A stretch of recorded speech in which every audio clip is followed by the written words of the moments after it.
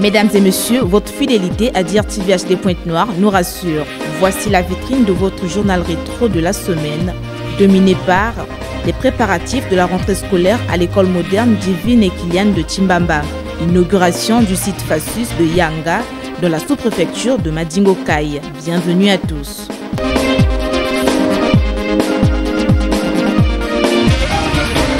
Après les rentrées administratives et pédagogiques réussies des 15 et 20 septembre 2025, le directoire de l'école moderne Divine et Kilian de Chimbamba s'attelle aux préparatifs de la rentrée effective décrétée par le gouvernement de la République pour le 1er octobre 2025. Ce samedi 27 septembre 2025, nous avons effectué la visite des locaux de cette bâtisse R+2 pour nous enquérir des derniers réglages avant le démarrage des cours de ces cycles le 6 octobre 2025.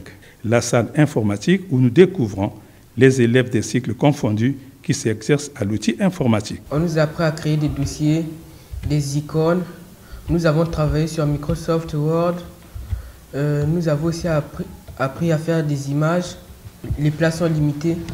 Tout le monde n'aura pas cette chance, mais ceux qui pourront n'ont qu'à venir. Le constat d'une cure de propriété remarquable à la bibliothèque et d'autres salles du bâtiment. À la fin de la visite, le directeur chef d'établissement s'est prêté à nous. Vous venez nous surprendre. Nous sommes dans la salle de la bibliothèque où nous sommes en train d'apprêter les livres que les enfants, tour à tour, avec l'emploi de temps que nous avions monté, ils passeront pour quelques moments où ils ont des plages, ce que vous appelez communément permanence. Donc ils passeront les permanences pour la plupart dans cette salle de la bibliothèque. Nous invitons respectueusement et humblement d'ailleurs nos parents d'élèves à venir s'inscrire déjà ou inscrire les attendus. Et certainement, il y a déjà de nouveaux que nous avons déjà enregistrés, mais les attendus, ceux qui ont été avec nous l'année dernière, ceux-là sont en priorité attendus. De nouveaux également vont venir, nous allons les recevoir. Les enseignants, le corps pédagogique, et déjà là, les emplois de temps sont montés, et je ne vois pas ce qui pourrait nous empêcher effectivement de ne pas tenir cette rentrée à la date du 1er. Bien, c'est vrai que nous ne sommes pas encore à l'heure de la rentrée, voilà pourquoi vous ne les avez pas vus en tenue, mais ce sont nos apprenants depuis 3 ans qui apprennent l'informatique. Et effectivement, ce sont les prérequis. Nous revenons avec ces enfants-là parce que c'est parmi les plus performants dans ces classes. L'enfant qui a pratiquement 7 ans, 8 ans, nous l'initions déjà à manipuler l'outil informatique, qui est un outil moderne et qui permet à chaque enfant, et s'il y a une connexion, puisque nous l'avions également, de pouvoir, pour les plus grands, ceux qui sont en terminale, faire les recherches et à travers d'autres sites où ils trouveront les réponses appropriées aux cours qu'ils sont en train d'apprendre.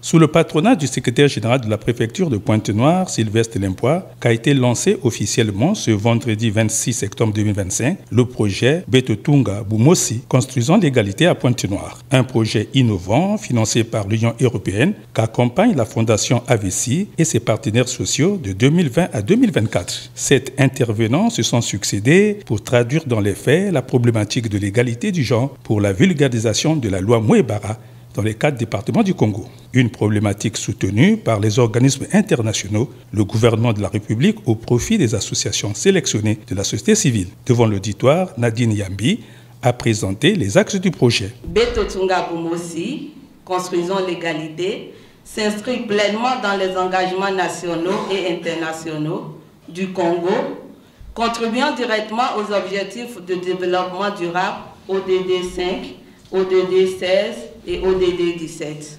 Nous œuvrons dans le département de Pointe-Noire, du Gouilou, du Niari et de la Bwenda depuis décembre 2024 jusqu'en juin 2028, avec l'ambition d'accompagner au moins 30 organisations de la société civile locale dans un parcours de professionnalisme, tout en sensibilisant près de 50 000 personnes au sein de la communauté sur la thématique de l'égalité de genre. Au cœur du financement du projet, le représentant de l'ambassadeur de l'Union européenne a adressé un message d'engagement aux partenaires. On reproche souvent à l'Union européenne de ne travailler qu'avec les organisations non gouvernementales et internationales.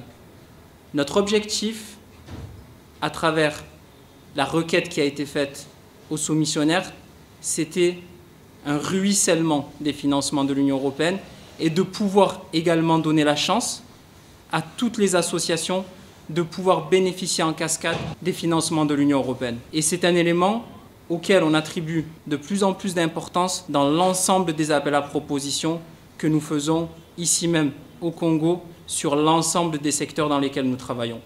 Donc je voudrais encore une fois vous féliciter. Je sais que c'est un parcours difficile de répondre à un appel à projet.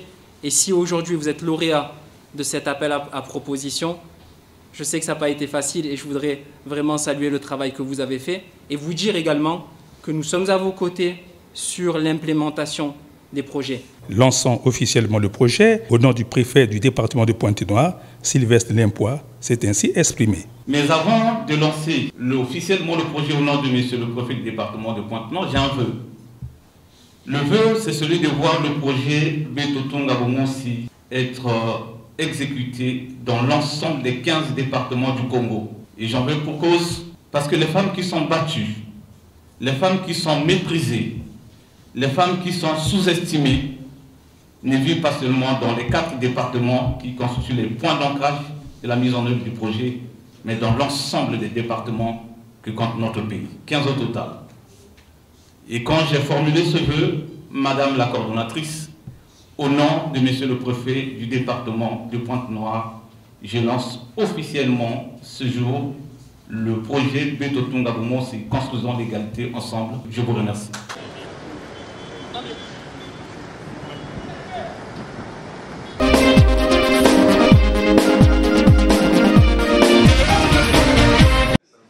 Dans le strict respect de la signature de l'avenant du 23 août 2023 portant extension et modernisation du port autonome de Pointe-Noire, ce mercredi 25 septembre 2025, les experts du port autonome et de Congo Terminal ont organisé une réunion du comité de suivi. Une réunion pour évaluer les résolutions prises lors du dernier comité de suivi d'avril 2024 en vue d'accorder les violences sur l'évolution du projet. Devant ses hôtes, le directeur général du port autonome de Pointe-Noire a planté le décor des retrouvailles.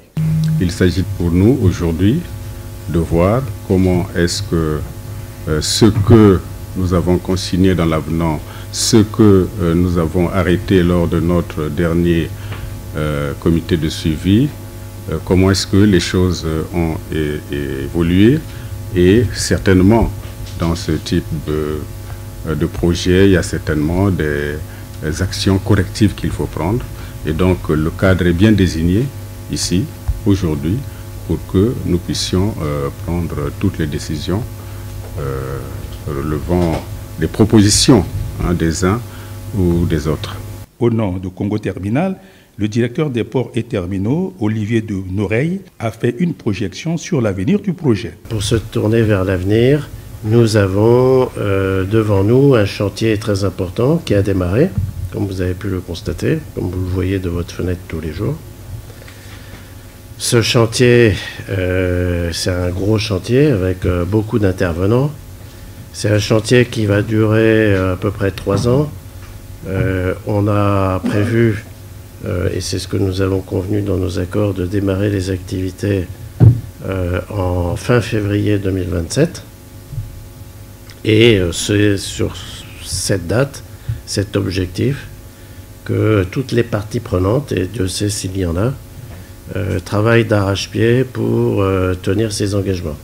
Je dirais, quelles que soient les difficultés de l'environnement, qui ne manquent pas. Voilà, monsieur le directeur général, donc nous sommes ici déjà pour acter et pour bien constater ce qui a démarré, comment ça évolue, et puis regarder si pour les prochaines échéances, il y a des modifications ou des choses à adapter. En attendant, Congo Terminal traite les navires avec toujours une volumétrie qui, depuis le début de l'année, est soutenue. Donc il n'y a pas de... en tout cas, pour l'instant, on est plutôt sur un trend positif, avec plus de volume que l'année dernière. Voilà, je ne sais pas très bien, dans cet environnement international qui est quand même assez incertain, je ne sais pas très bien quelles seront les conséquences in fine pour Pointe-Noire.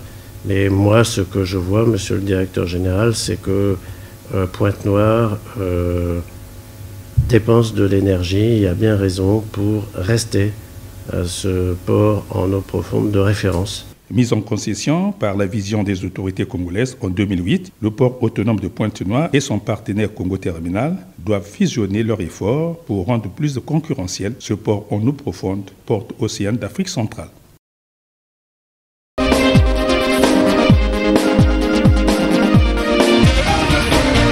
La rentrée pédagogique 2025-2026 a été effective dans le département du Niari. Le mercredi 24 juillet, nous avons fait la ronde des établissements scolaires de la ville de Dolizy pour le constat. Du préscolaire au lycée, le personnel enseignant a répondu présent à l'appel gouvernemental. À l'école primaire 13 février 1971, les salles de classe sont bien disposées pour accueillir les élèves. Du côté administratif, les listes et les emplois du temps sont affichés. Olivier Missier-Madou, directeur de la vague B de l'établissement, appelle les parents d'élèves à inscrire les enfants. D'ailleurs, il a démenti la rumeur disant que l'école est désormais payante après être réfectionnée. Nous sommes venus recevoir le personnel enseignant afin de leur donner quelques consignes concernant le début de l'année scolaire, faire la répartition pédagogique. À la cité, j'ai entendu dire que l'école devient comme une école privée, les parents doivent payer chaque fin de mois. Je dis c'est faux, c'est une école publique. De la manière dont l'école a fonctionné l'année passée, de cette manière que nous allons fonctionner aussi cette année. Que les parents amènent les enfants. Au CEG central, lycée Victor Satou, l'école catholique Notre-Dame de Fatima, même décor. Les listes et emplois du temps affichés. Quelques élèves et parents y sont arrivés pour voir les moyennes et procéder à la réinscription. Les enseignants ont un seul message à l'endroit des parents. Nous respectons le chronogramme. Nous sommes déjà prêts, oui.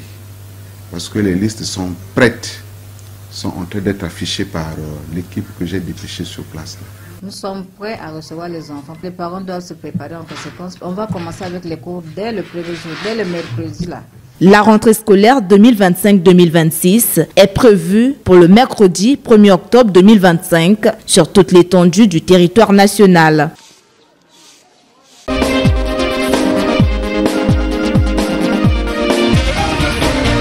Dans le cadre de la politique de réduction de la fracture numérique, le site du Fonds pour l'accès et le service universel des communications de Yanga a été officiellement inauguré lundi 22 septembre 2025 par le préfet du département du Kwilu, Paul Adam Dubouilou, représentant le premier ministre-chef du gouvernement, Anatole Koliné-Makosso.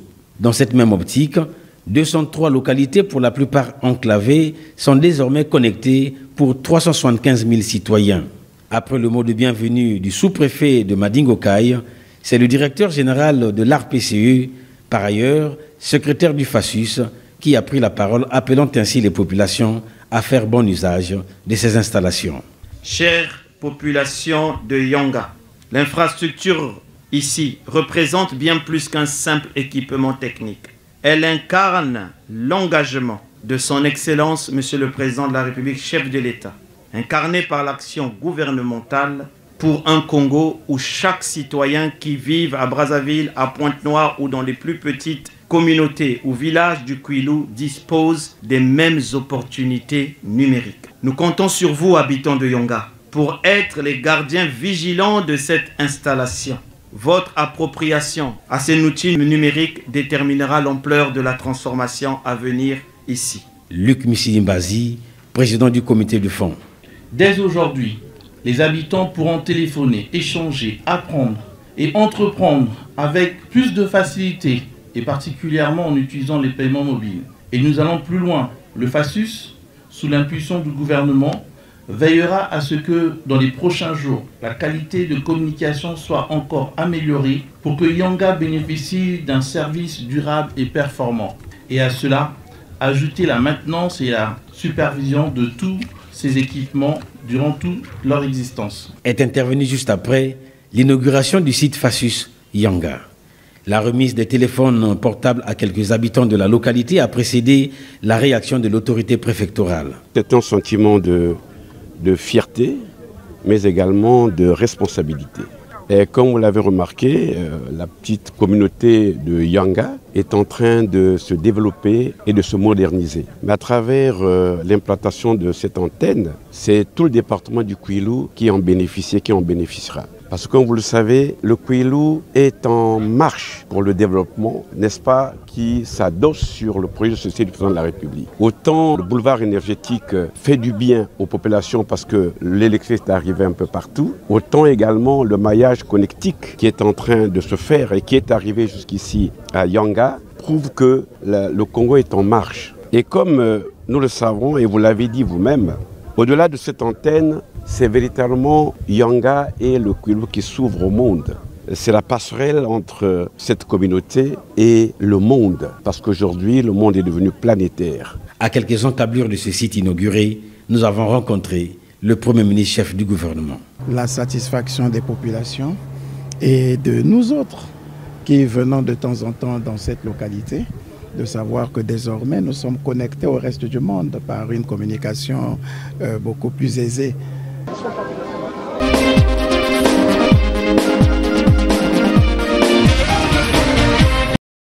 Pour promouvoir l'éducation et la culture en Mbota, le collectif Étoile de Grand Mbota a organisé un jeu concours du 19 au 20 septembre 2025 à Pointe-Noire.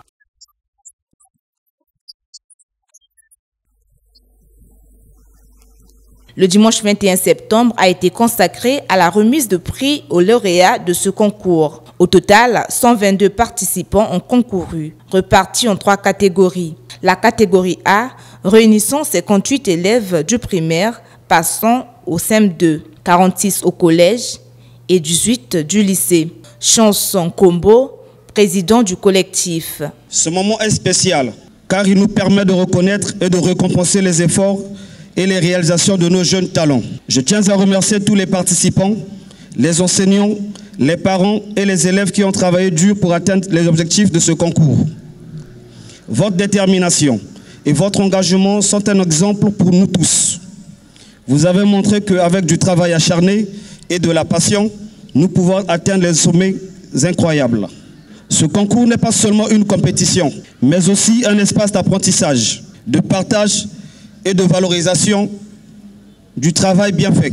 Il est important de reconnaître et de récompenser les efforts des élèves qui travaillent dur pour réussir, car c'est un engagement et en les valorisant nos jeunes talents que nous pouvons construire un avenir meilleur pour notre communauté. Le premier de la catégorie A, c'est Dieveille Bilongo avec 70 points. Il a reçu des kits scolaires et une tablette éducative. Puis Keren Milota, première de la catégorie B, a lui aussi reçu des kits scolaires, un ordinateur portable. Enfin, pour la dernière catégorie, c'est Preuve Fira qui a pris la première place avec 126 points, recevant ainsi un ordinateur portable et des kits scolaires. Certains prix ont été remis à d'autres bénéficiaires. Ces élèves ont concouru sur 3 matières, à savoir la littérature, les sciences, puis la culture. À vrai dire, sans mentir, je ne m'attendais pas vraiment à ça.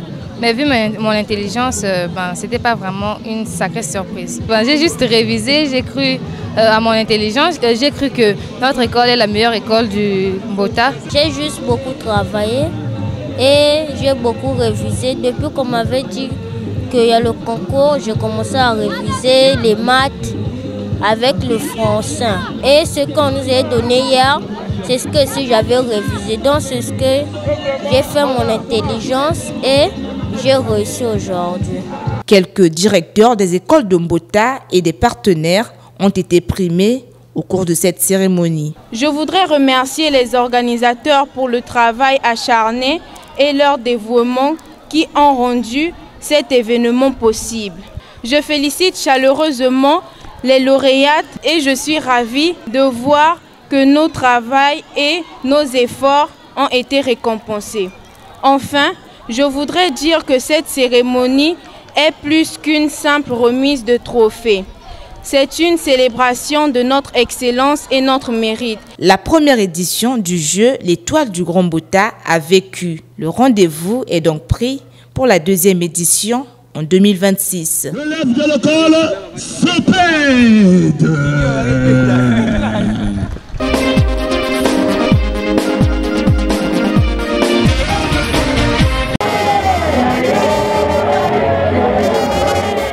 Suivant les recommandations du 5e congrès ordinaire du Parti congolais Travail, exigeant la nomination des commissaires politiques dans les fédérations PCT des départements du Congo, la fédération PCT Kwilu n'est pas restée en marge de ses recommandations politiques. Avec l'installation à Luango, le samedi 20 septembre 2025, de son commissaire politique, le docteur Léon Alfred Opimba, par le secrétaire général du Parti congolais Travail, Pierre Moussa. Cette cérémonie a été rehaussée des présences des dirigeants ressources du Parti congolais de travail, des partis alliés et des forces vives de la fédération. Au menu de la cérémonie, 3 allocutions dans le mot de bienvenue du président fédéral PCT Kwilu, Alexandre Mabiala. À notre commissaire politique, plein succès et bon vent dans sa lourde mission. Vous pouvez compter sur notre franche collaboration et notre activisme politique pour que, à jamais, le Parti congolais du travail soit plus fort. L'intronisation du commissaire politique, soutenu par le secrétaire général du Parti congolais du travail, Pierre Moussa. La fédération du Kwilu, à l'instar de toutes les autres fédérations du parti, a un rôle crucial à jouer face aux défis qui pointent à l'horizon. Camarade docteur Léon Alfred Opimba, que puis-je vous dire si ce n'est vous féliciter et vous encourager pour cette mission que le parti vous a confiée, une mission à la fois noble et délicate. Je reste convaincu que vous serez à la hauteur des attentes du parti. Le commissaire politique est essentiellement appelé à réaliser le travail de veille et d'alerte sur la vie du parti. À ce titre, il joue le rôle de conseil à l'égard aussi bien de la direction politique nationale que des organes intermédiaires et de base du parti. C'est une véritable tour de contrôle du parti. Aussitôt intronisé, le docteur Léon Alfred Opimba a annoncé les couleurs. Nous voudrions tout simplement vous réaffirmer notre plein engagement d'œuvrer pour l'accomplissement de notre mission de régulateur pour amplifier le bon fonctionnement du parti au niveau intermédiaire et de base, de lanceur d'alerte auprès de la direction politique nationale pour la résolution des problèmes qui existent dans la fédération. Notre mission de nous inscrire dans le mouvement global du parti sous le leadership du président du comité central, le camarade Denis Sassou Nguesso, pour maximiser nos chances vers une victoire à l'occasion des prochaines échéances électorales. Une fin de cérémonie couplée à l'adhésion d'un échantillon de 300 nouveaux membres du Parti congolais de travail Kwilu. Désormais chapeauté d'un commissaire politique, la fédération PCT Kwilu vient de réécrire la nouvelle page de son histoire politique.